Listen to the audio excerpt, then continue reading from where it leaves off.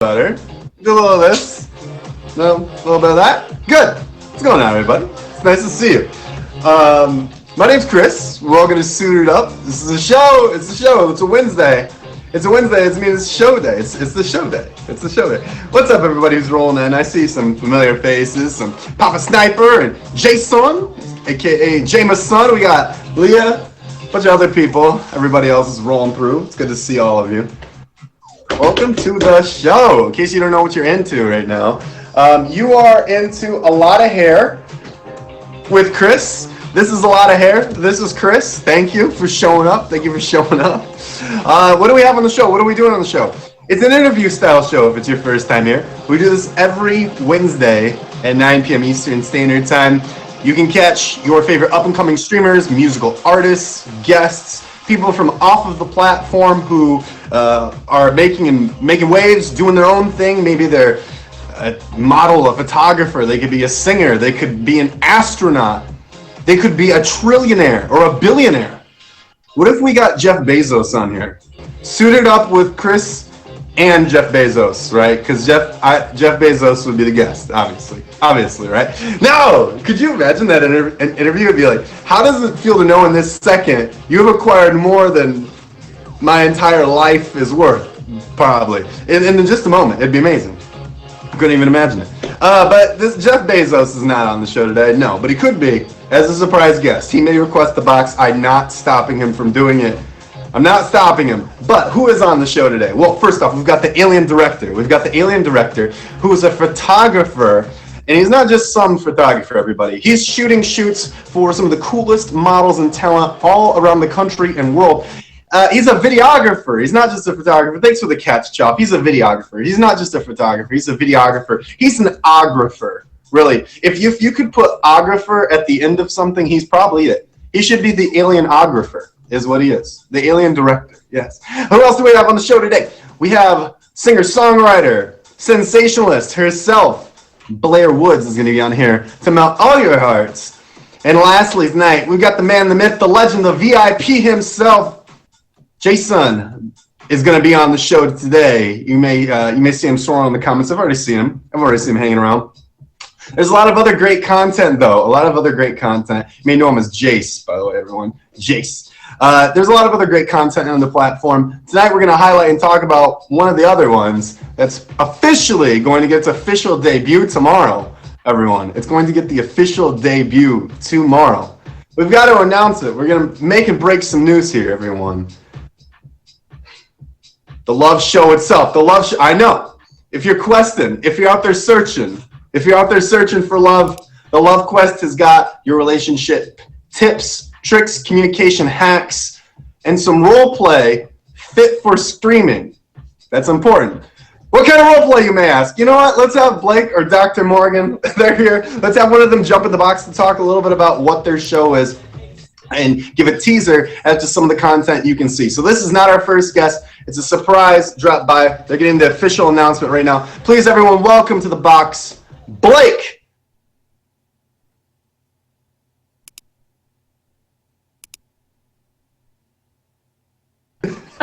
Chris, we talked so much. I had no idea, but this is awesome. Thank you for the surprise. It's great, man. Blake, we're going to talk about this again on the rundown on Friday, but for all the people who are tuning in early, can you give them a heads up? What can they expect if they watch Love Quest tomorrow? Yeah, so Love Quest, I don't do alone. I get to be joined by Dr. Morgan. She's a clinical psychologist, a relationship coach, and we just go over love, dating topics that are, topical, top of mind. Tomorrow's topic is the 5 love languages. So we'll dive into that. We'll kind of, it's a bit educational, a bit use case. So Mr. Nice Guy will come on. He's our guest. He'll talk about it. So, yeah. All right. You gave the teaser. Is Dr. Morgan ready? I'd like Dr. Morgan to have a second jump in and say hi. Dr. Morgan, are you here? Before you go, can you tell us when is the show? What time? So 7 p.m. Pacific time, 10 p.m. Eastern. We start. And we get started, and it just rolls right on. I love it.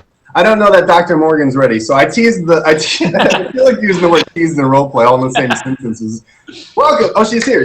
Dr. Morgan, yes. She'd like to go and request the box. But Let's Blake, Dr. Morgan. in your own words, before you jump out, why is this a passion project for you? Why is this something that was so close to home and you stuck with doing for so long?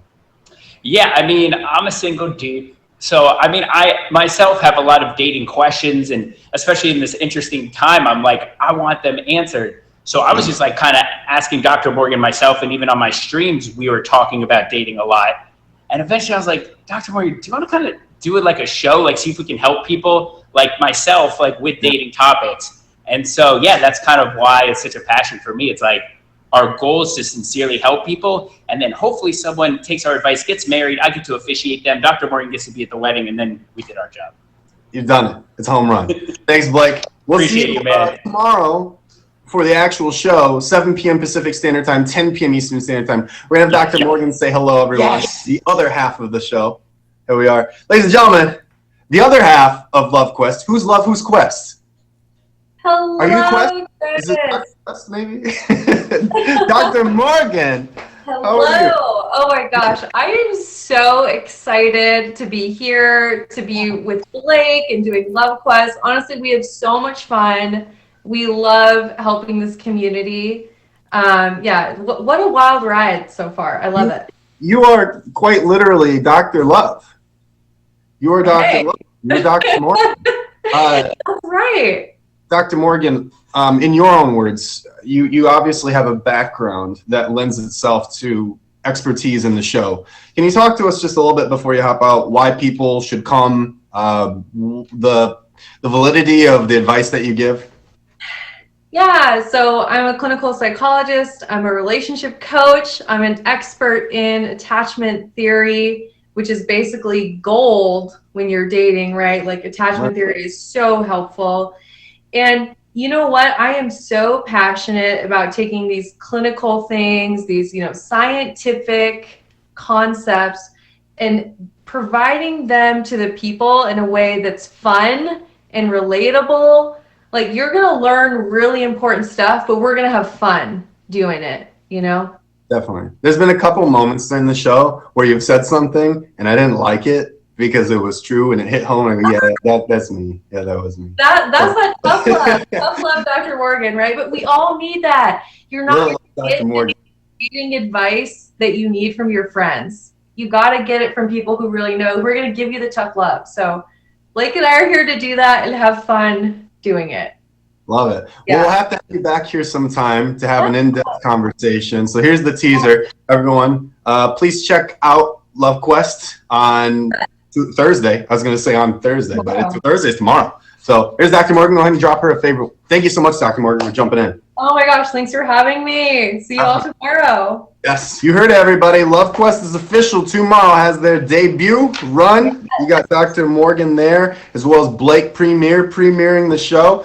Let's get on with this one, though. Looks like we have a good number of people in here. Before we have the Alien Director, if you want to get on deck, Alien Director, if you want to go and request that box.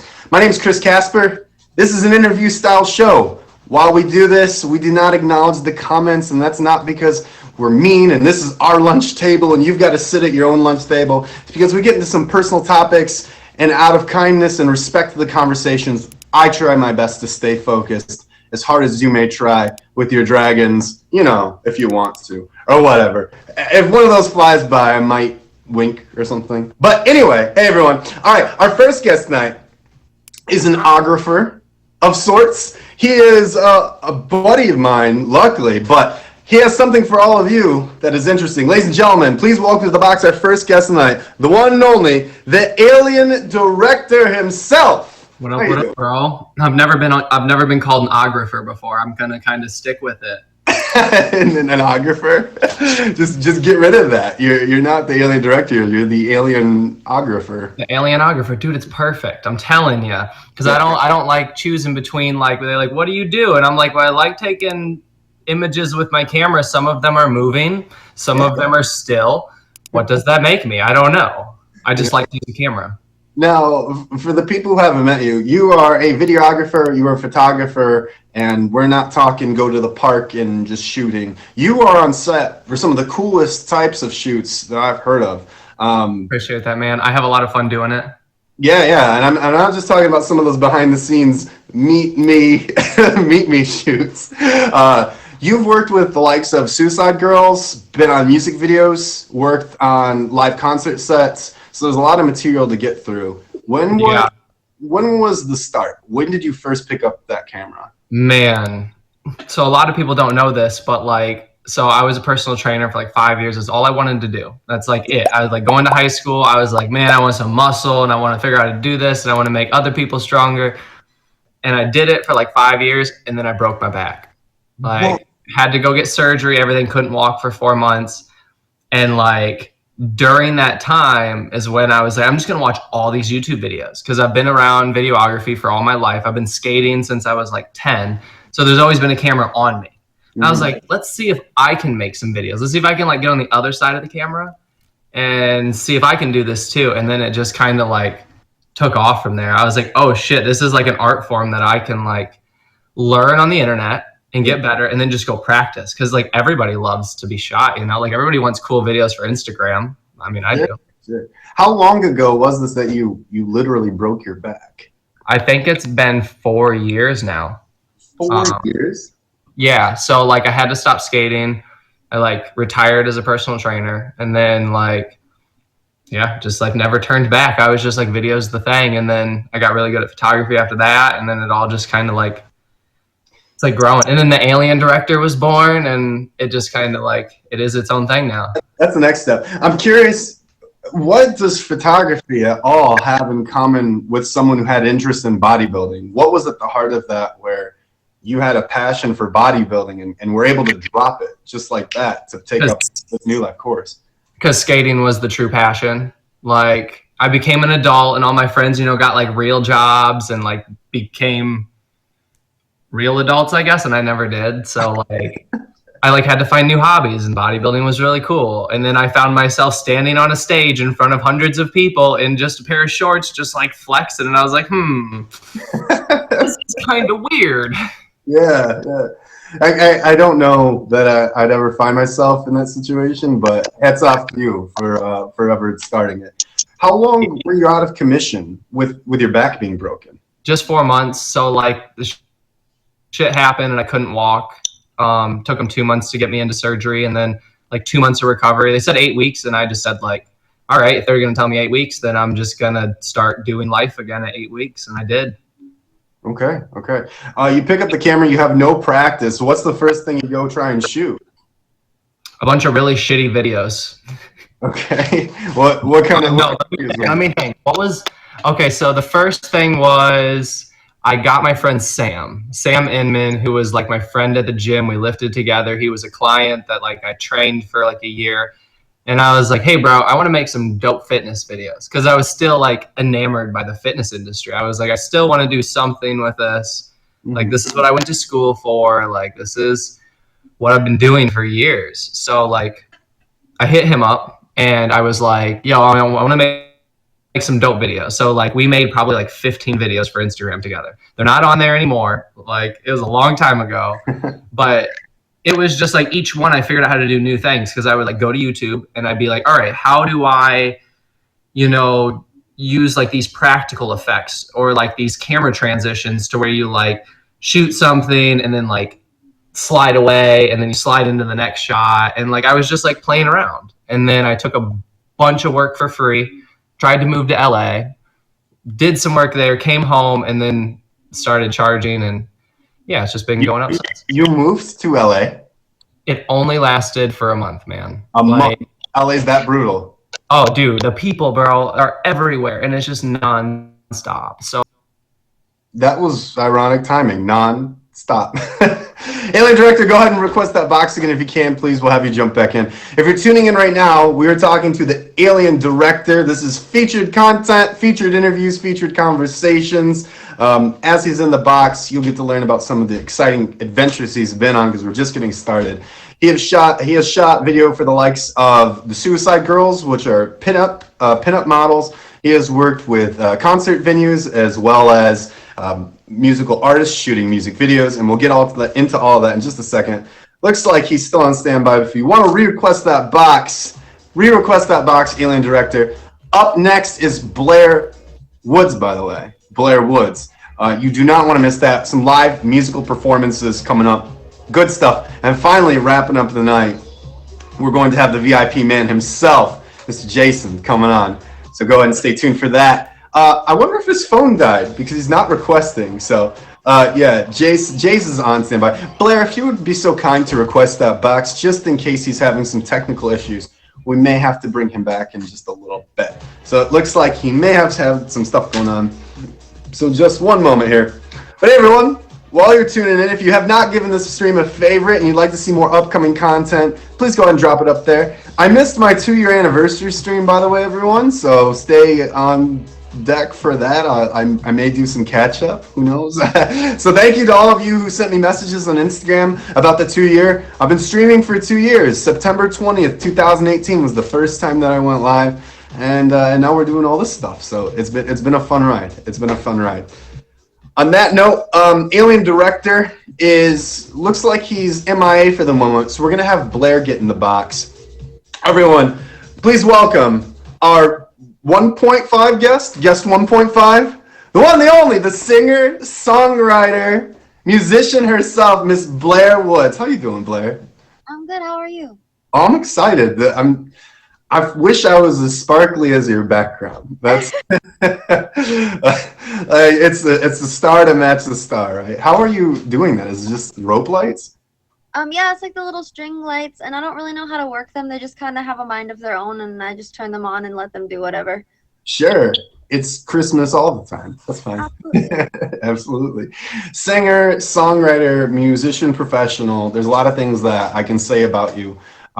Blair, how long have you been a performer? A performer since about 2015. 2015. That's fairly recent. And was singing the first thing that you started with, or did you have another passion before that? Singing, I've been doing since I was like really, really young, since I really could talk, honestly. And then I got more into it in middle school, and then kind of after high school realized it's something I wanted to do professionally. So that's when I started taking it more serious. Yeah. Middle school, I'm trying to imagine. Well, you said since you could talk. So since you could talk, you've been singing. Do you remember way back when some of the artists that you were trying to do? Oh, absolutely. Christina Aguilera, Mariah Carey, Whitney Houston, like Britney Spears, of course. Can't forget her. Yeah, those are some big names. Those are some really big. Whoa, what is that? That's my cat. Yeah, bring it back. That's content. We need. Do we have a co-guest today? Well, sometimes she probably will jump up here mid-performance, I'm sure. Okay, it's on her time. Spotlight on her. She's just like her mom. It's only on her time. Got it. Okay. No, not saying that about you. Okay, so imitating Christina Aguilera, those are huge names. By the time you were in middle school, did you know that this was what you wanted to do as a profession, or did you have other dreams? I had an idea, and this is like the funniest story I tell all the time, but Hannah Montana was kind of like the big, like, I want to do that. Like, I want to be a pop star for me, to the point where like my parents buy me the wigs and the outfits, and I would wear it to school, and my choral teacher would let me perform Hannah Montana for my warm up instead of a normal classical song. Wait, are you telling me you managed to make choir class high maintenance? Blair, come on. I can only imagine everyone else is singing like hot cross buns. Yeah. You're doing whatever Hannah Montana's doing. You're like, but teacher said. So I love it. I actually made there was 2 males in the class, and I didn't make them, like they were my friends, but I probably didn't want to do this, but they did it anyways. But I made them be my backup dancers for Nobody's Perfect. Shot caller in middle school too. You've been hustling people a long time. I thought I was interviewing a singer, not a hustler. This is a totally different conversation. So you graduate high school. After you graduate, do you stay dead set on your performing career? Do you end up relocating to another place, or are you still currently where you're originally from? I am spending time right now with my family, yes, back where I'm from. But I did take some time and kind of realized that like it wasn't like this town wasn't really for me. It took a little bit, but once I finally was like ready to move, I like decided one day, like randomly, in 4 months I'm gonna move to LA. And I moved to LA and I lived there for about 2 years. Performed out there, did a lot of like summer festivals and stuff like that. just like little small things here and there. I did a few things at what is it called? I don't know. It's like some sort of Performances, or in reference to the performances? Yeah, it's a venue. But it's one of they have them like everywhere. They have like one in every other little city, and I can't like on a tour? kind of, but not. I wish I knew what it was. I definitely You had it's consistent gigs. Yeah. That's the point. You were gigging out, which is what every artist wants is to gig out. Alien Director, before he disappeared on accident, he said he lasted in LA a month. You said he lasted 2 years. Did you fall in love with that city, or? And I still do love it. Yeah, I plan on moving back very soon. Okay. Is it due to the current climate is why you left? COVID. Yeah. Yeah. But like I wanted to move back last month, and with all the fires and everything and COVID still, I just was like, maybe I'll just wait until the new year. I'll get things settled and be able to do it like at my own pace. So. Sure. I imagine going out to LA by yourself, correct? Yeah. Wow, going out to LA by yourself. Just walk us through, what were the feelings? I mean, can only imagine going to a city that large by yourself. Did you have any sort of connections, anything at all going on? No, but I was very excited. It was new, and it was a new adventure. It was something I needed. Yeah. It was a lot of fun. Yeah. Wow. That's way more guts than I've ever had. So congrats on that. And let's talk about it. Did you have any success while you were out there? I mean, Absolutely. The first year, no. Okay. At the ending of the first year, I started trying to put some stuff out on SoundCloud, and I am not by any means a producer. I suck at it, actually. But my producer just so happened to be the drummer. He's now retired from that position because he works on strictly like production and mixing and mastering right now. But he was the drummer of one of my favorite rock bands, and somehow they found me on SoundCloud. I don't really know how. They saw potential in me, reached out, and wanted to build me up as an artist and produce me. And the rest is history after that. Are you able to name drop at all? Outline and Color. They're a smaller rock band. They're on the rise again, which I'm really proud of them because they're taking all their like kind of old material but making it new. Cool. Very cool. Nick is or Call Girl is what he goes by on stage. But Nick is my producer, and then his friend Skaggs and everybody helped me out a lot. And the boys are just they're amazing to me. So. You mentioned early days it was Christina Aguilera, Britney Spears, Hannah Montana that were influencing you. These days, what is your music influenced by? Is it still doing hair changes? Well, yes, this is actually a wig that I'm wearing right now. I meant Hannah Montana, not you. But I did not mean to call you out. No, I like the idea, like how Dolly Parton would always wear wigs and stuff like that. I love the idea of playing around with your style. So that's like a big influence as far as style goes, Dolly Parton, Hannah Montana. But then as far as vocal style goes, Ariana Grande for sure. Mariah Carey still for sure. Zara Larsson has been someone here lately, and JoJo here lately that I've been like really diving into and listening to as well. Yeah. Music is obviously a large part of your life. I'd like to shift away from it just a moment. You're on here streaming.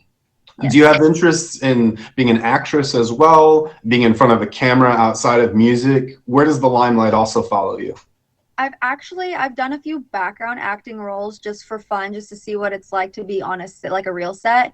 And I can say that working, because I was always a featured background extra, which still isn't much, but is a lot more fun because you get a little bit more involvement in the set. And seeing everything like go down, seeing like the real stars like do it makes me kind of want to do it. I definitely wouldn't turn down a role.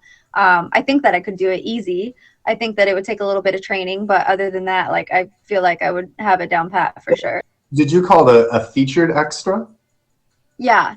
Is that equivalent to when the main stage actor's like, Jameson, where's those donuts? And then the person's like, right here. And then they give the donuts, and then they shift back to whatever's going on. So you don't have any lines. You just get to actually be in the shot more, or you get to interact with them more, but you don't get any lines. If you get lines, that's like, sometimes you can get lines, but if you get lines, that's like everything. You get a little credit for your SAG-AFTRA and all that stuff, and which would be really cool. But I never got any lines. I just got, so like in Euphoria, I got to be basically like passed around where what's his face, the tall dude, Jacob Ladori, or however you say his last name, as he's like walking through his days, I myself and my other featured actor or featured background actor that I was with, we literally were being like grabbed by our arms and slung around so that we could be like dancing around him as he's going around, because this little like the camera's on like a trolley type of thing, and it's really fast. So if you are dancing and not paying attention, you'll get run over by it. So that's why we were being like, here, here, here, here. So we wouldn't get hit by it, but so we were still in the shot. And then I'm trying to think. Dollface was really fun because I got to do a pass-through right next to Shay Mitchell, and I nearly had a heart attack because they didn't tell me who was going to be like the actor. So like once I got on set, I like looked and I was like wow. Amazing. I was like, I get to be in breathing distance of Shay Mitchell. Are you kidding me? That's incredible. It's always exciting when you can get in on the action or be around people that influence you or inspire you. Hey, you said it yourself though. You were able to get the guys in your middle school choir class to be your backup dancer, and you did get to rehearse Hannah Montana yourself. Just let the next director you know that your choir teacher let you have your own song, and maybe they might squeeze something in for you. I don't know how. I'm just hearing you're persuasive, okay? Oh, absolutely. How do you, I swear this tie is so tight. If my voice cracks, everyone, that's why. How do you find your way into live streaming? Had you live streamed before this? Was there another experience that you had? I had not, and one of my friends that I met in LA, actually, she was a person that I performed with a lot. She actually kind of got me over my stage fright and helped me, like, just she's that friend that gives me that push that I need, because she's like, you have the voice, you have everything, just go do it. And I'm just like, okay. So she's like, hey, do you want to stream on this app? And then I was streaming on another app, and from that app I met someone who used to stream on here but doesn't anymore, and recommended this app to me because I was looking to kind of find somewhere where I could make extra money as well. And you know, they were saying how this app is a little bit more lax than like some of the other apps that you have to have a contract and it's exclusive and yada yada yada. So I figured this would be a better place to come to than have to go through a contract again. So how long has it been since you first went live here on Meet? I think it's only been a month. A month? Wow. And you've done quite a lot in just a month. Probably your past streaming experience has helped. In the month that you've been on here, what have you noticed? What have been some of the things that have stuck out to you? Well, I mean, everything's a lot different from the other app too. And just from what I've seen in other apps besides the ones that I'm on, it's a lot different here. I feel like you're able to kind of have more of a free conversation. Sure.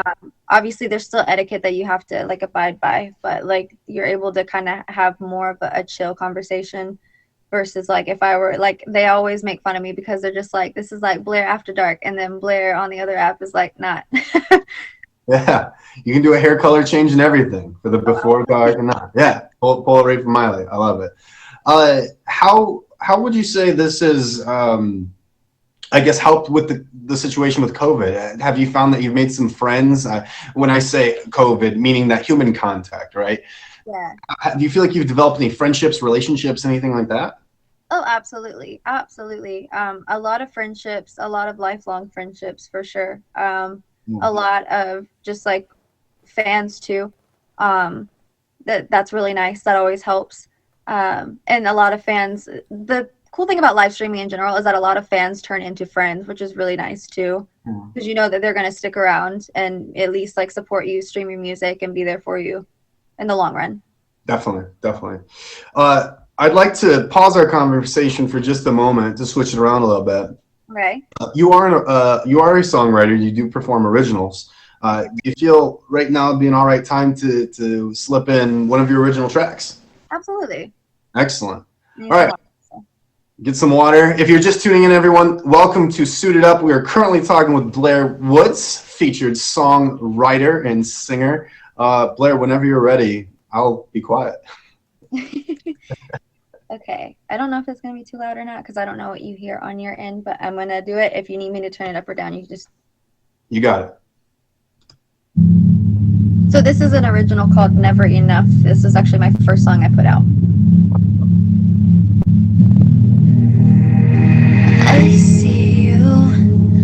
looking at me like you do, like there's nobody else in the room. That smile looks so good on you, and I would too. I know it's raining, but I'm in the mood. Meet you in the alley, I'm making the move. So I'm letting you know just what to do. We're drifting in time, got me caught up. I need to get physical, craving your touch, and I'm so addicted. I'm high on your love. You've got me begging, it's never enough. Hitting on my bases, hands on all the right places, yeah, spaces. Baby, you're so amazing. Your love like an ocean, and I feel you coming in waves, making me crazy. Baby, you're so amazing, you're so amazing, yeah. Oh. Baby, you're so amazing, I feel you touching on me like you do, driving me home as the rain hits the roof. I think I'm ready to try something new, so now's your cue, yeah. Driving home to show you the view. You're lost in my eyes so blue, you know that nothing compares to my body on you. In diamond, you got me caught up. I need to get physical, craving your touch. I'm high on your love. It's never enough. Hitting on my bases, hands on all the right places, yeah. Baby, you're so amazing. Your love like an ocean, and I feel you coming in waves, making me crazy. Baby, you're so amazing, you're so amazing, yeah. Oh, baby, you're so amazing. Oh, baby, you're so amazing. Oh, hitting on my bases, hands on all the right places, yeah. Baby, you're so amazing. Love like an ocean, and I feel you coming in waves, making me crazy. Baby, you're so amazing, you're so amazing, yeah. Got me caught up. Yeah, check that out. I see what you mean about some Ari there, little Lana Del Rey vibe too. Very wishy, but like a pop love style to it. I love it. It's very nice. A little because I'm losing my voice, but that's okay. No, you did fantastic. I love that you had the backing track with the vocals too. It was really nice, really nice. You mentioned that was an original. Can you give us a little insight on the track? What's it about? What inspired you? It was my first song that I ever wrote with Nick, and so it was my first song that I got to write with a real producer, because the person that I worked with before was literally the worst person ever. But Nick was super professional, and we worked on like testing my range to see what all I could do. Found out I had a 5-octave vocal range, kind of fluctuated with everything that I was able to do, and one of the first songs that we wrote together was this song, and it kind of started out, actually, this was more of a slow song, and Nick was like, how about, for your first song, we kind of pump it up a little bit and make it a little bit faster. And I told him, I said, okay, we can do whatever you want, but all I want to make sure that we put in there is, baby, you're so amazing, because for some reason that kept sticking in my head, like, I guess because of the way that I can, like, you're so amazing, and like put like a breathy like kind of feel on it. Yeah. I told that it was really important to me that I get to have like that Ari moment in there. So other than that, he took the song and kind of rearranged it, and then gave me a little bit more to do with my top lines and everything like that, which was really cool. And the song isn't really about anything or anyone. It was just kind of having fun with lyrics and experiences in general. So it's kind of like a mashup of just like experience, not necessarily like a person, like a personal experience, but just like the feeling of like summer love when you're it's like you want to keep going, and like it's so nice and it's so freeing, and you're just having a great time. The music video that we did kind of describes that too. It's very like, it's very retro. We did it definitely like 50s 60s vibe, but like the feeling there is still like it's about love, it's about summer romance, and that you never really want it to end, even though that inevitably it probably will. But it's about that like that sort of like temporary feeling of like just bliss. Yeah, no, the song touches on all those notes. Definitely felt it while you performed it. So excellent. What's next for you? Obviously, you're working with this producer. You're streaming here. You moved to LA, so you obviously aspire for big things. What's your next goal? What's the next thing you're tackling? We're actually working on an album. I fly back out to his house, Vegas, because we're doing everything from his home studio. So I fly back out in October, in actually 2 weeks, to go ahead and start working on an album, which I would really like to put out. And so the feel for the album is actually going to be very R&B, because the more that we are working on songs and just working on everything, the more that we realize my vocals really actually work the best with R&B tones and just like that genre of music. Something about the tones in my like natural singing voice is brought out more, and my talent in that too is brought out more when I do stuff like that has like more of an R&B feel to it. All right. Well, I'll hold my breath for a house remix. I'm a house head. I can imagine over some house music. I think it'd go pretty well. Nick is begging to do it. Doing a house track. He loves house, and it's just like, okay, we can try after the R&B thing. Well, that the random guy from the internet agreed with you, and and now you're committing to it. Okay. Okay. Blair, is there anything else that you'd like to touch on before we wrap up our conversation today? I don't think so. I think that was pretty much it. Awesome. Where can people find your music? Where can they favorite you and follow all the things that you're doing? Absolutely. You can find me on Instagram at the Blair Woods. That's THE and then my name. You can also find my music on Spotify, Apple iTunes, the actual like Apple Music Store, Amazon, Google Music, YouTube, all that good stuff. Excellent. Well, we'll look out for your next release, and good luck with all the things you're doing. I know you're going to do fantastic. Thank you so much, Chris. I appreciate it. Cheers. Ladies and gentlemen, the guest 1.5, Blair Woods. Thank you for coming on today. Much love, much love. Thank you, Blair. Need some. There's house music. You know, I have house music on standby at all times. House music is always on standby. House music. Okay, everyone. We're going to pick things back up with the Alien Director. So if you're just locking in, welcome to Suited Up. This is a live streaming talk show interview show where we get to learn about artists, creators, influencers, streamers. If it's someone who's making waves on or off of the platform and has an interesting story, I want them here for all of you to hear. Thank you so much for the gifts, and thank you so much for the comments and activity. We're bringing back in the Alien Director. Ladies and gentlemen, the one and only Mr. Matt, a.k.a. the Alienographer with a cat. I lost a battery, but I found a friend. Well, you lost. Okay. This is extra content. The alien cat, right? Yeah, I brought him back from the home planet. You know what? And I can say that your reception is far better now too. You're moving. I'm gonna knock on wood, actually. Yeah, my phone was like 4%, and then 1%, and then done. It was just immediate, and that's only the third time my phone's died today. So.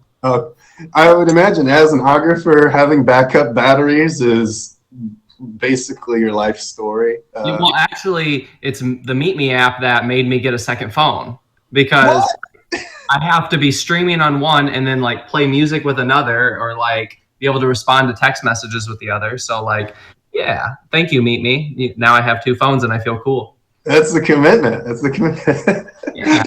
Kevin Gates said, I've got two phones, one for the stream and one for to not be a good streamer. All right. No, so in case you're just tuning into, the Alien Director, as a recap, started out as a professional bodybuilder and personal trainer, broke his back like Mike Tyson in that fight. I hope somebody gets that reference. I broke my back. Okay. Anyway, he literally broke his back, though. Well, how did you break your back, actually? Did you mention this? I mean, it was just a combination of like years of skating and like and then bodybuilding with like really poor technique for a little bit. I just like would go too hard with little recovery, and like it just like built up, and yeah, that disc just couldn't take it anymore and just kind of exploded and like cut off all my nerves to like my legs. It was pretty intense, but like it brought me to the life that I'm in now, and I fucking love it. And I get to skate now again. Like that's the biggest thing in my life right now is just skating. Like I love making videos, but like, oh, I'm like back to living the dream of skating every day. Yeah. We teased a little bit of some of the work that you've done professionally. Can we highlight, in your own words, some of the highlight reel of the shoots that you've been on, or some of the more interesting clients shoots you've been on? So I'm trying to think of my favorite shoot. I think my favorite shoot every year is Electric Forest. I think that's got to be like number one. I've been on the media team for 5 years.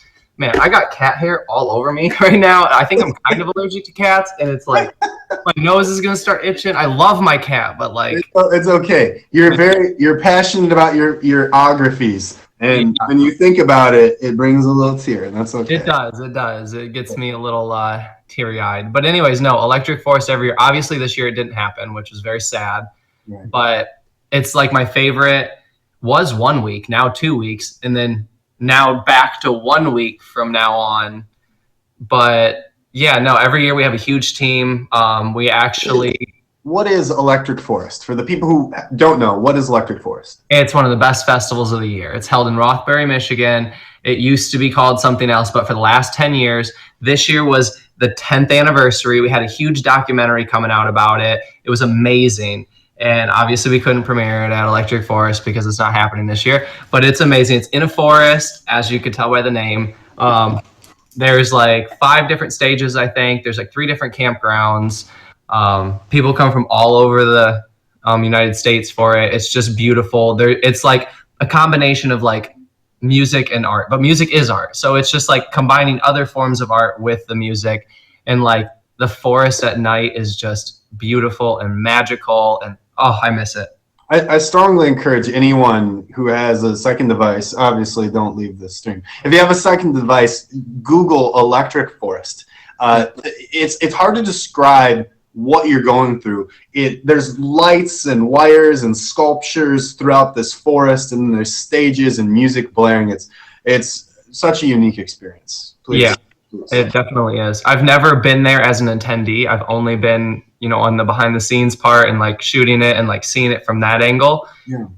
But I would never want anything else. Like I get a perspective that very few people get on that festival or like other festivals, and I really enjoy it, and I'm very blessed to have that perspective and get to enjoy it.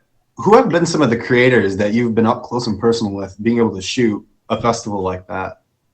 What do you mean by creators? Producers, DJs. So probably my favorite. You're like, DJs aren't creators, Chris. What are you talking? No, they're great. Well, they're great when they're great. Like they're great, yes. I've seen some guys press play before, but I've seen some DJs actually DJ, and like that's an art. Like if you can, especially like I just love the art of DJing because I've filmed so much of it that like I can tell when somebody knows how to read a crowd, and they just like they take them through a roller coaster. Sure. Like all about that. Like you read how your crowd is responding to your music, and then you change it up accordingly. And you're kind of just always on the fly. Like if they're not responding good, you give them a little something different, and then you just take them on this journey for an hour. Yeah. Yeah. Awesome. Personally, my favorite DJ is Shaw Super Future. And if I had to mess with Shaw. Anyway, so Electric Forest is obviously one type of event that you've done. What other types of events have you done outside of music festivals? Outside of music festivals, so just lately I did what I think is the first marathon in America post-COVID. It's called the Holland Harvest Marathon. Right over in our neck of the woods. There was a ton of competitors there from all over the United States. I got hired just to cam op it, which is kind of like my shit this year. Like I'm kind of liking just doing like one single job on set instead of like being a one-man army. Like I love creating a whole piece and it being all me, but I also like taking the things that I'm really good at and just like focusing on those. So like that day I probably ran 5 to 6 miles with a full camera rig, chasing these people down, trying to get shots. But like, I loved it and it was fun and I may have been exhausted, but like that day I got to just focus on shooting the best shot possible, not like telling a story, not trying to direct people, just shooting the best shots. And that was fun. But yeah. And that is something that I would like to highlight, and I'll tread carefully with this conversation, but here in our city, we had during the protests, there were also some riots, and you were in the mix of both of those, able to capture a very honest view of both sides of that. So do you view your work going forward as a bit of a filmmaker in a direction that you'd like to go, or are you finding yourself evolving as an artist? Yeah, definitely. Every time I tell a story, it kind of like ingrains a new set of ideas in my head. Like shooting those protests and riots. And actually there is riots that are getting kind of violent right now in downtown Grand Rapids as we speak right this moment. No idea. Yeah, so they found only one of the cops for Breonna Taylor's murder guilty of just endangering neighbors. All of the neighbors were alive. People are very angry. Sure.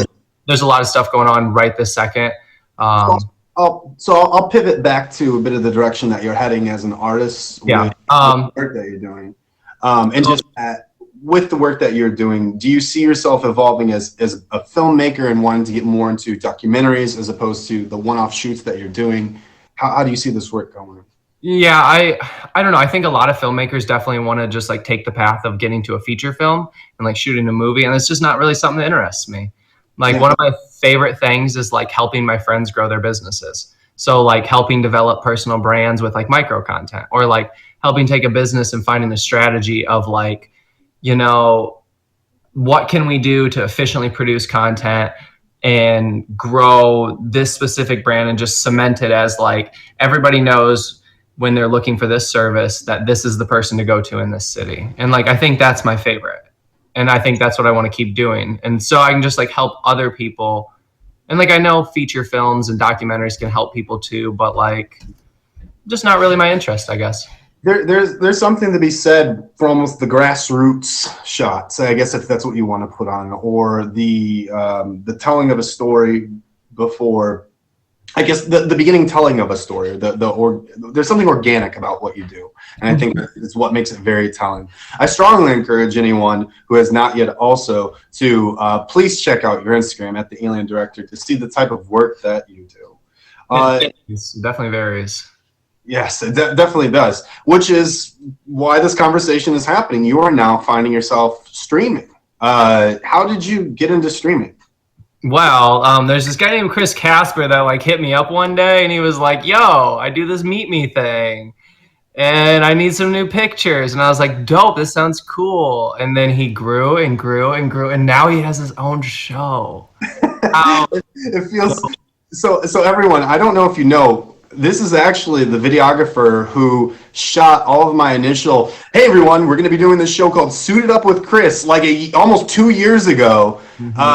Matt here, we were in a studio and he was directing me and saying, all right, Chris, I need you louder on the mic. I need you to do this. He was doing the lighting. And the Suited Up with Chris photo, he took that photo. This gentleman here is your banner photographer.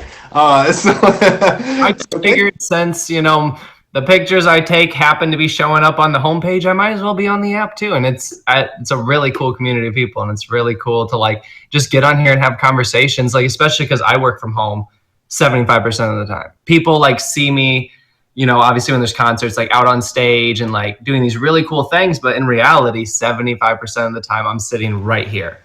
And like, I love just being able to turn on the app, go live while I'm editing, and just have people to talk to, and like they give me feedback, they like listen to the music I'm choosing, and it's super cool. Yeah. What is I guess what has the experience been as far as the content that you've been able to do on here? Are you helping people understand photography? Is it going into small talk? What's the direction that some of your streams have been taking?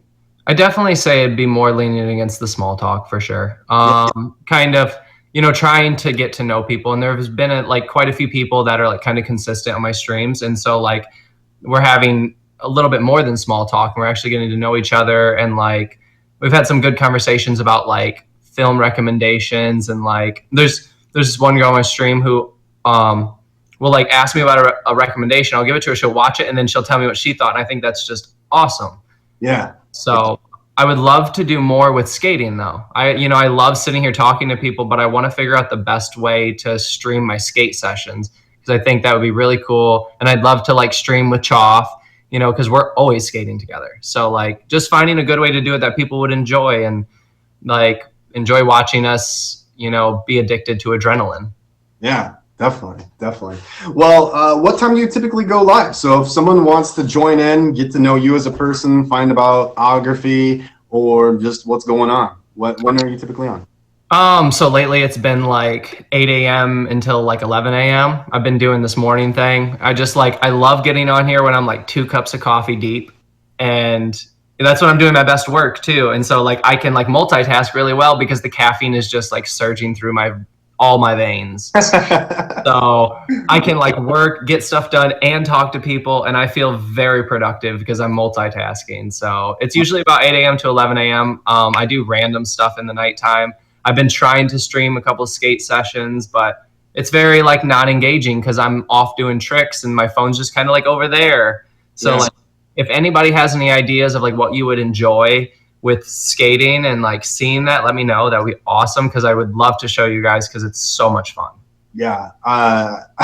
Well, let's keep your back intact though. I'm healthy now. I'm an adult. I know how to do it safely. I've been to the chiropractor twice this week, done cryotherapy. I eat all my vegetables. All the veggies. I love it. Yeah, we're going to skate for a while though. Mr. Alien Director, we've obviously talked about skating, working out, photography, videography. Is there anything else that you're passionate about, would like to mention before we wrap up our conversation today? Truthfully, in my life right now, the biggest thing is just skating. Like, I've been able to make a little bit of money this year off of it, which is wild being the first year back. And like, I've been working at this since I was 10 years old. I would love to make a career out of just skating and have that be my thing. So really that's 99% of my brain right now, is figuring out how to make beautiful skate videos and like document my friends and get them sponsors. And that's really it, man. I just love to skate. I love that art form, and I just want to push it and like get more people out there skating. I would love to start a skate park in Grand Rapids soon. I'm looking for a building right now, so if you have any leads, let me know. I need a space that's like half studio for video and half like skate park for the winter. Sure. Yeah. Very cool. Well, keep us posted on that. Stay on the grind with all the things that you're doing. No pun intended. And we will keep on the lookout. Maybe we'll see some more of your photography work on here soon. Yeah, we'll see. I look forward to hopefully seeing you soon. Especially now that we have another thing in common. So I appreciate it. I'm doing my best to sound, doing my best to slightly just plug the fact that you're maybe a stone's throw away. Yeah, exactly. Well, maybe next time we're streaming together, we'll let the audience hear the story of the kiddie pool that I put you in. That was a little bit cold. Oh my God. We'll save that for the future though. Do you want to save it? We could do it now. We can tell. Okay, we can tell it now because I find it hilarious. This story is worth telling, just to highlight, obviously, your great work ethic. So while we're getting ready to shoot the playlist 2020 promo videos, everyone. So you may have remembered around playlist time, Meet Me had these promo videos out going, hey, everyone, playlist 2020. And then there was like a little kiddie pool. What happened was I called Matt up. I said, Matt, I need to film some videos for promo again. He goes, okay, what do you need? I go, well, it's for the pool party. Mind you, what was it, January? Yes, it was the middle of winter when you can't find any pool gear. I know this. I tried 10 stores. A frozen tundra. Please tell everyone what you told the woman at Walmart you did and why you wanted the pool. Wait, what did I tell her? I don't remember this part. Okay, you have to remind me on this because it's striking a bell. But the woman asked you, why do you want this pool? And you said you get very depressed in the winter and you like to fill a pool up in your living room because it reminds you of summer. Yes, I did, and that is hilarious. Thank you for remembering that. That is I could never forget that. But that's not the point of the story. The point of the story was we were in a warehouse without any heating in the middle of winter. And Matt puts this pool down. He goes, okay, here's the pool for the video shoot. And I say, okay, well, what do you want to do with all this water? Because he had to bring in water to fill into this pool for the warehouse. And he goes, Bucket by bucket. bucket by bucket to fill this pool. And he goes, well, you're going to sit in it.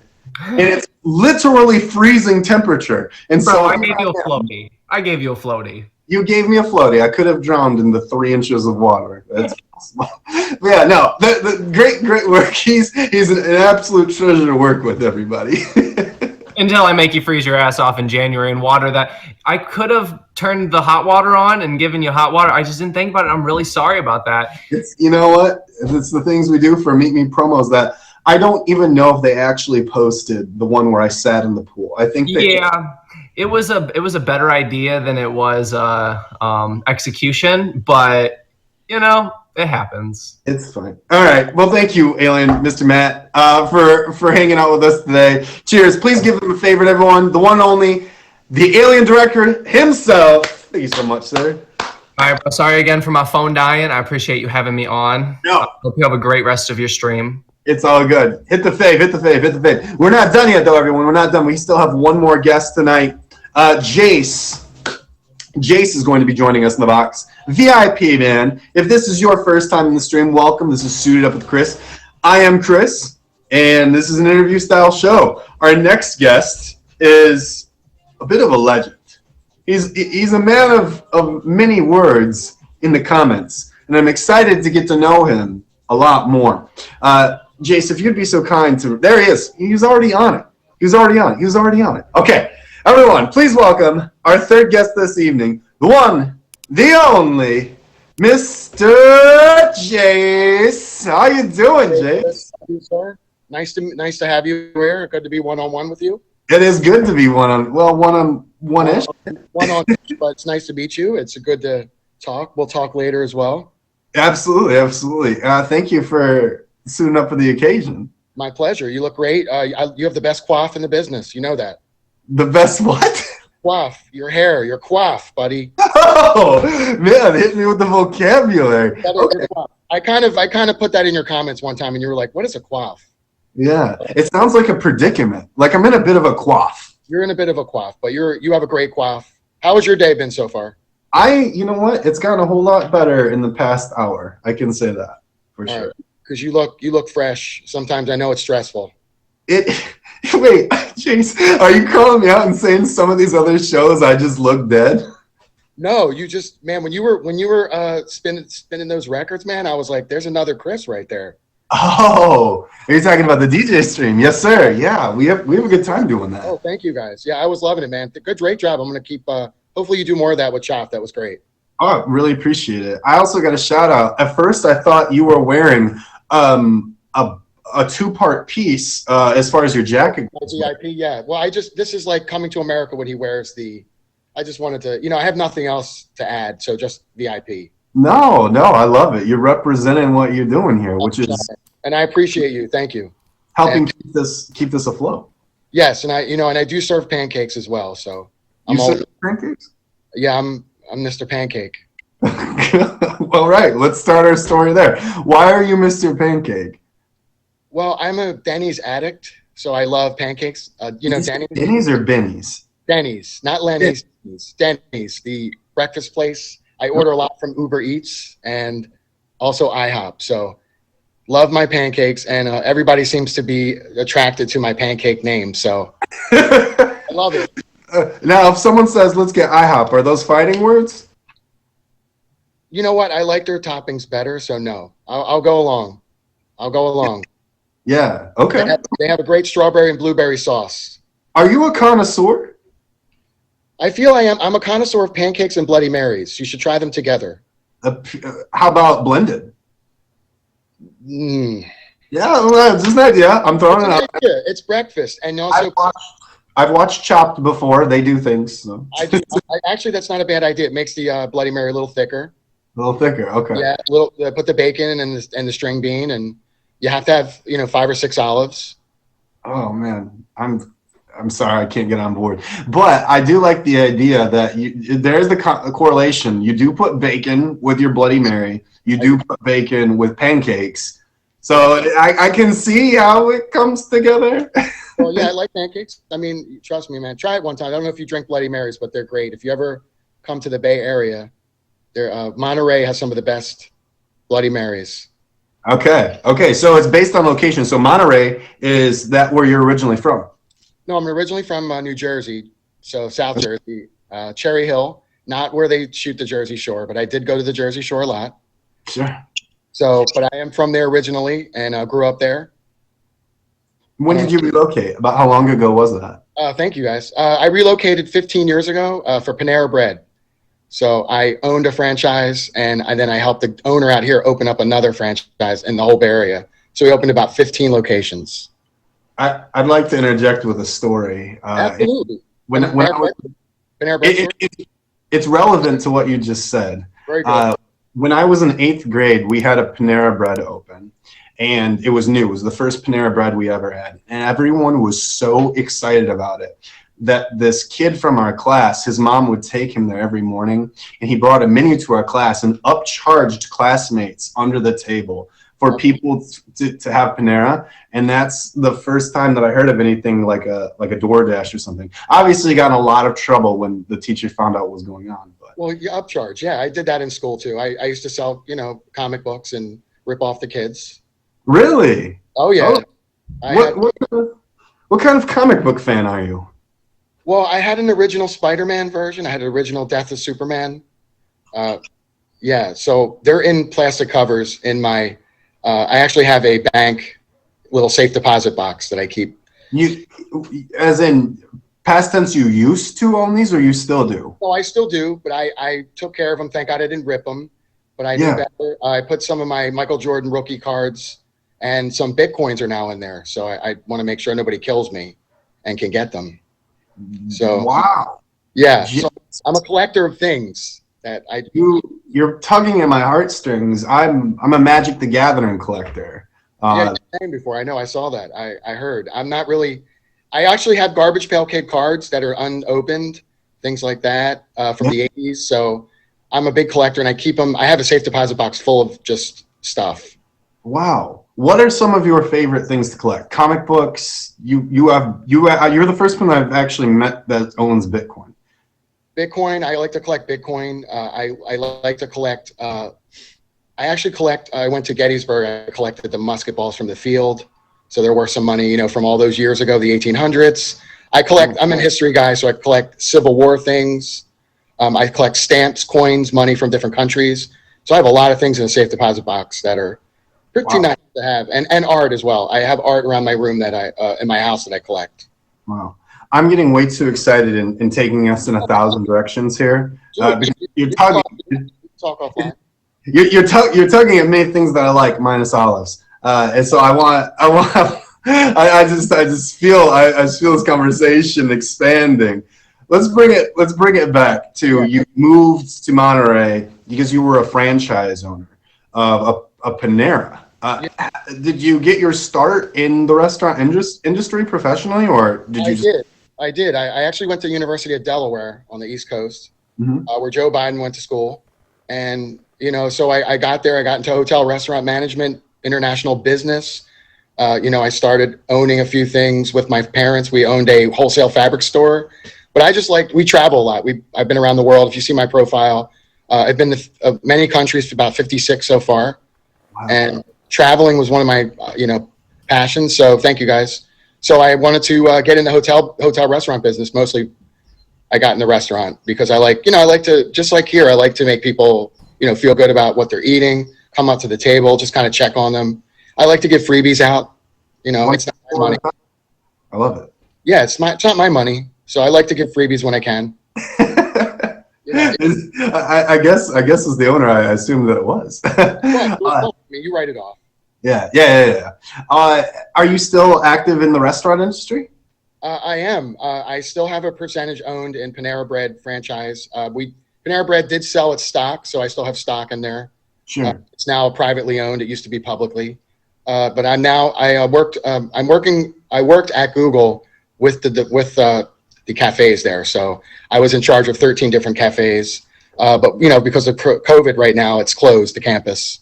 So I'm now I've been dabbing in marijuana stocks. So little bit of frozen there. I'm sorry, I missed. Did you say you're starting to get in the marijuana stocks? Yeah, so now I've been dabbing into marijuana stuff, legal stuff, because I live in California. Yeah. Yeah, Close to absolutely. legal. And I don't really partake in it, but I guess I love to see people smoke it. It's cha-ching. That's funny.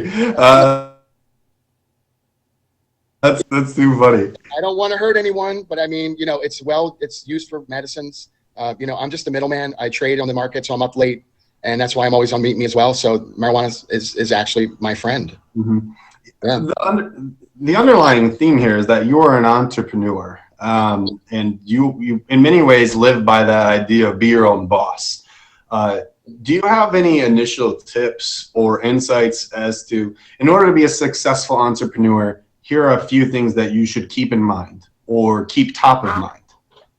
Yeah, you really have to have a small circle as well. You have to be careful who you're networking with. You network, but you have to know your stuff as well. You have to research.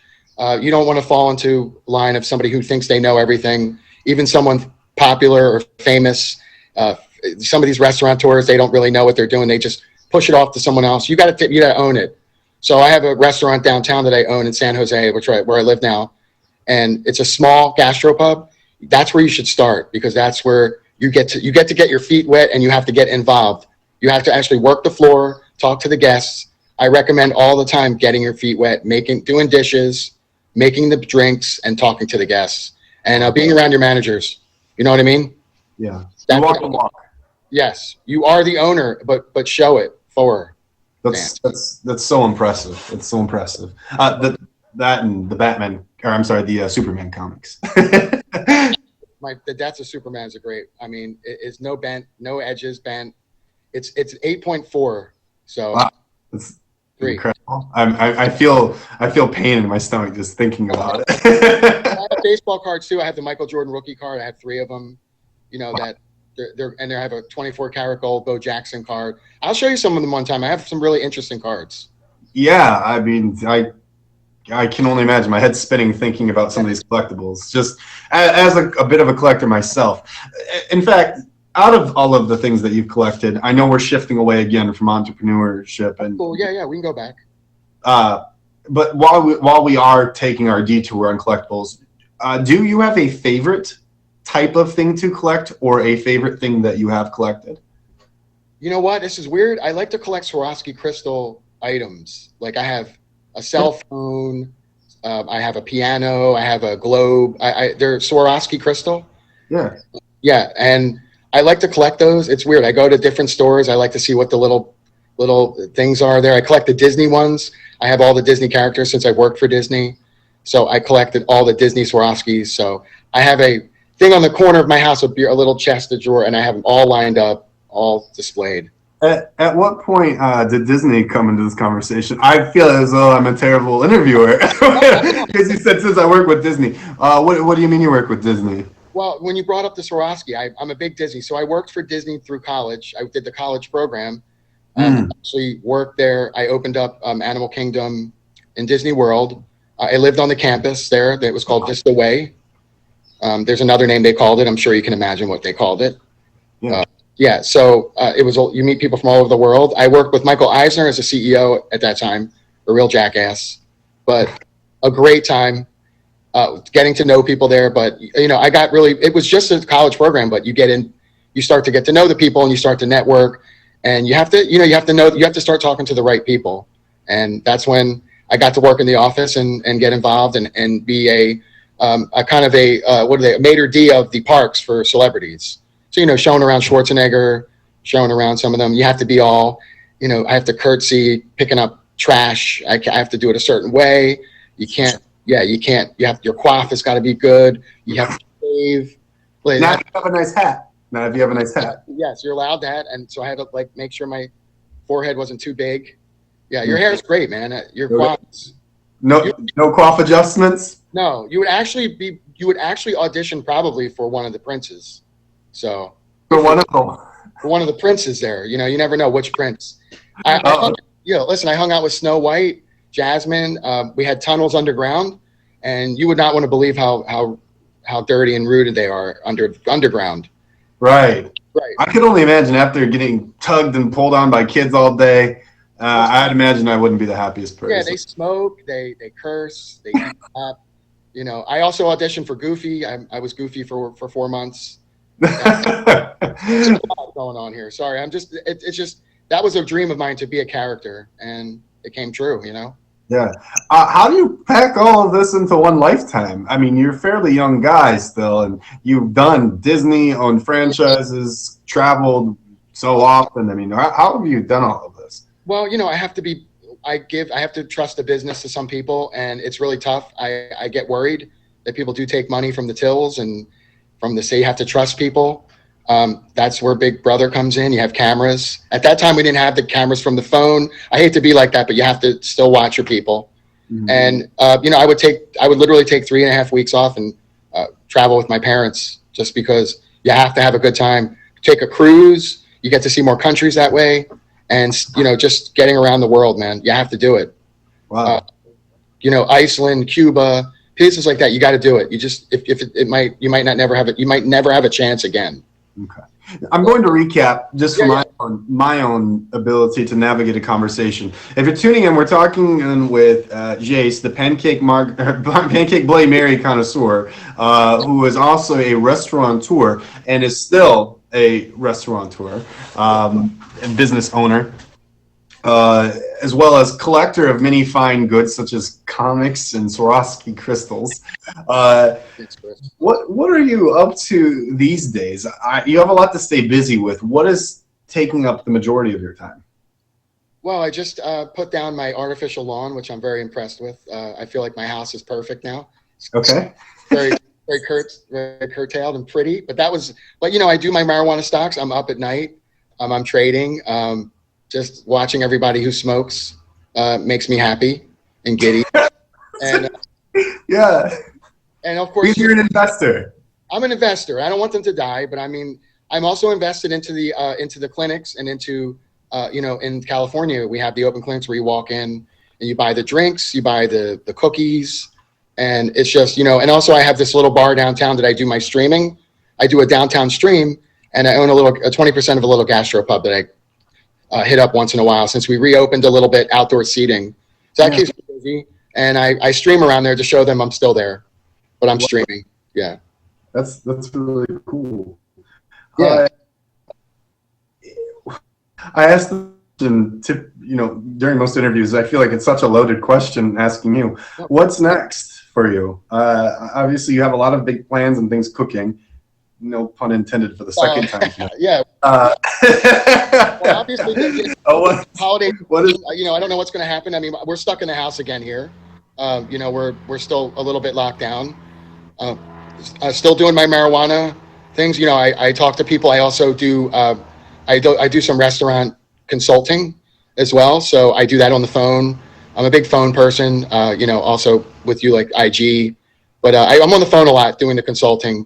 And then just doing the restaurant downtown a couple days a week, really late, trying to make sure that we're, you know, serving the public, that they know we're open, getting it out there. You know, also helping make masks. I give some of the proceeds to make sure we have masks and hand sanitizer for people on the street. You know, there's a lot of homeless around here. It sucks, but a lot of homeless animals. Doing that as well at the shelter. I have 6 in my backyard that I feed. And I also go around and do colonies of cats. So keeping myself busy to try to make a difference, hopefully. Is there anything that you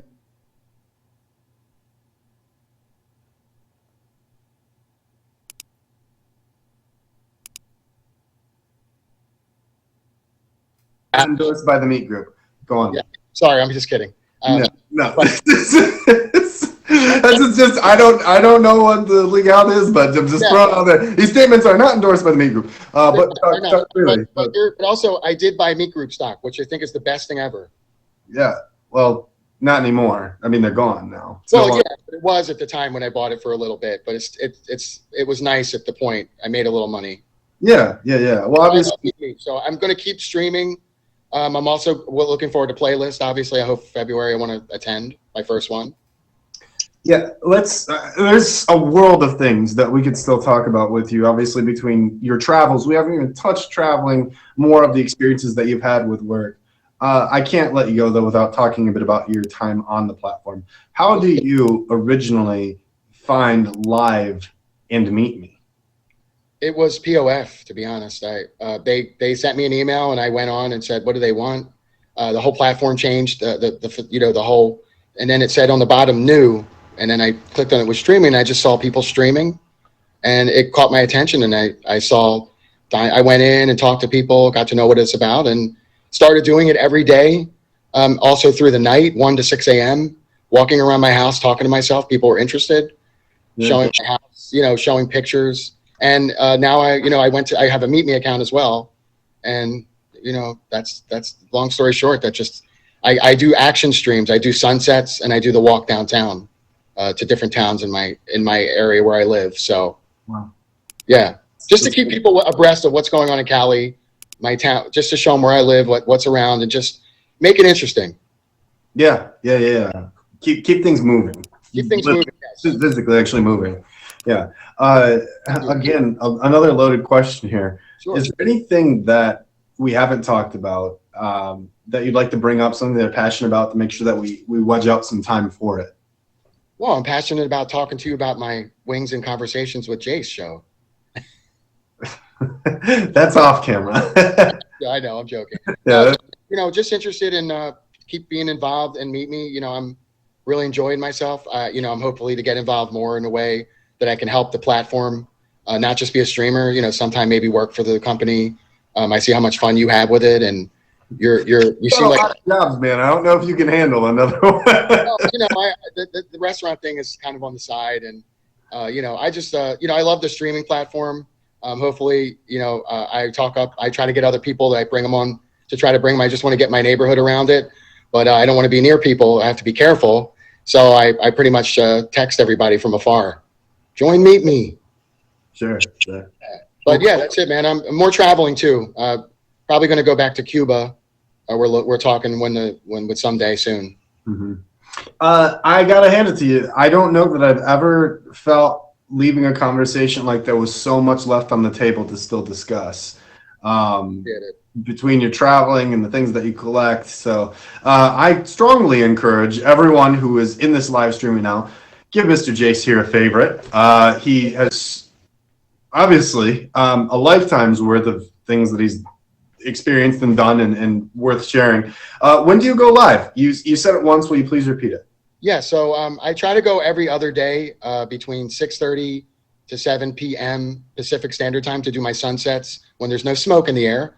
And then when there is smoke and I wear my mask, I go downtown between 10 p.m. and 12 a.m. Pacific Time in California, and you can see me. You can see what kind of walking and talking and what goes on downtown. You'll have to check it out and see what happens. That's Pacific Standard Time, correct? Pacific Standard Time, yes. West Coast. So that's 3 hours behind for Eastern Standard Time. So if it's correct, it's okay. Late. It's late. Yeah, it's late. It's late. It's late. If it's 7, if it's the sunset, it's 10 p.m. Eastern Standard Time. But I have some great sunset here, guys, with the burning. We don't want fires, but it's just a beautiful sunset when it's nice and clear. But we hope everybody's well. Sure. Well, thank you so much, Jace, for jumping in the box. I look forward to continuing our conversation. Much respect and appreciation. Everyone, if you have not given Jace a favorite, please do. Thank you so much, my friend, for getting in this box and having a conversation. Well, always a pleasure, buddy. Thank you so much. And keep going, man. You're doing swell. You're awesome. Oh, thank you so much. I'll talk to you soon. Have a good one, Chris. Thank you. Thank you. Bye. I don't know that I've ever felt like I've had so much left on the table for a conversation. Oh my gosh. I mean, I've never heard of someone having so many things that they're involved with, whether it be owning businesses to collecting, traveling, involvement with stock trading. It's so much. So congratulations to them. And a special thank you to our other two guests today, the Alien Director. Thank you so much for coming on today, as well as Blair Blair Woods, who sang those songs and all that kind of good stuff. And then finally we had Jace there. So pleasure. Thank you so much, everyone, for tuning in. I promised that I would do my 2-year anniversary stream. I will do that. I'm deciding whether to prioritize that or prioritize what is featured content stream. Eric, the one voice. He says, just don't do it. Do it next year. All right. What is featured content? All that kind of good stuff. So we're gonna do a live like that. And when playlist finally gets an official announcement of when it's going live, I will be doing a playlist rundown ish where I give you hot tips as to what you should expect, what to plan for, how to plan for playlist. So planning for Payless, plan for Payless, the shoe store. You're gonna need your coupons. Okay, first you're gonna need your Payless coupons. Next, know your shoe size because it gets very competitive. I'm not sure what your Payless looks like, but mine is competitive. Are they out of business? Okay. Also, expect for no one to be there to check you out and for there to be close to zero merchandise. Okay, didn't know that part. Everyone, my name is Chris. Keep it locked into me. I don't know what I'm doing as a streamer. My name is Chris Casper. I'll see you on Friday. For the rundown. New top badges will be announced. You'll get updates on contests, all that stuff. Shout out to all the people who got their shoes. Yes. All right. Much love, everybody. My name is Chris Casper, and I will see you next time. Bye. Why didn't it go away? Can it go? Thank you.